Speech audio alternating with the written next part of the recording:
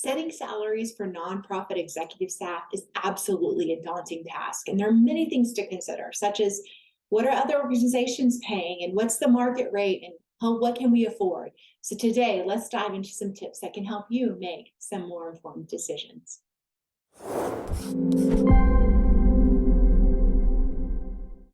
Hi, I'm Teresa Clark, and I'm a CPA with over 25 years of experience serving 501c3 nonprofits.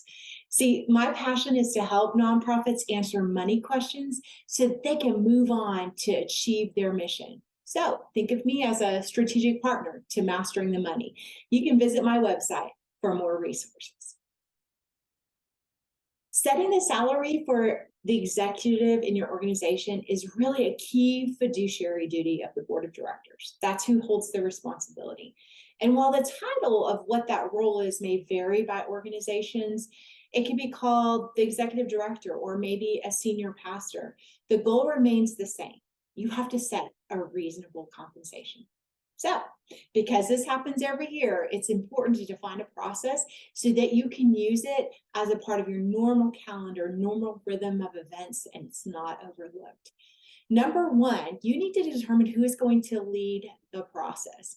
It can be the board as a whole. It can be the executive committee, which is the officers of the board, or even a separate task force comprised of some board members, and sometimes others are just board members. It really is, it depends, but here's what doesn't vary. That group needs to be independent. And what does that mean? Well, primarily it means that they do not receive compensation that is set by that individual. That creates a conflict of interest and makes it hard for people to make a decision when they're setting their boss's salary. This could also apply if there are situations where a board member has relatives that are in the organization, so that maybe their son or daughter works in the organization, and well, you would argue that potentially that same conflict of interest could be present. So that's number one. Get a team. Define the team. Number two is they need comparable data. So that comparable data is going to include things like the size or the budget of the organization. It might also be most beneficial if you can find an organization with similar mission. And lastly, a similar region. Those are some of the most significant influences on the pay. Now, you also want to, though, keep in mind and consider the sources that are being used for setting compensation for the other positions in the organization. I'll tell you a true story. I once worked with an organization who, in this process, the board went out and found some attorney that could do this comparable study for their chief executive. Well, the attorney came back with a study that I would say was more of a maximum defendable salary, meaning he was saying, hey, if you paid him up to this amount as a chief executive, you wouldn't be overcompensating him in a way that I couldn't stand before the IRS and defend.